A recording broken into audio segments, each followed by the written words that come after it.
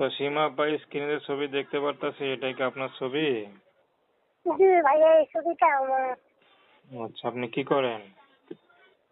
ভাইয়া আগে সিলাই মেশিনে কাজ করতাম, এখন মেশিনটা নষ্ট হয়ে গেছে না, খাইতে লইতে চলতে ফিরতে কষ্ট হয়, ওই কারণে প্রতিবেদনে আসলাম ভালো একজন মনের মানুষের জন্য ভাইয়া। আচ্ছা, বিয়ে শাদী হয় নাই? তা বিয়ে শাদী হলে কি আর প্রতিবেদনে আসতাম? আচ্ছা, পরিবারে কে কে আছে? পরিবারে আছে আমার নানু আছে, নানা আছে, ছোট একটা ভাইয়া আছে। আচ্ছা, তো আপনি কি করেন? ওই কোনো কিছু করি না, ওই আমার নানার ইচ্ছা চলে, আমরা কোনো রকম সংসার আর কি চলে আমার নানার উপরে।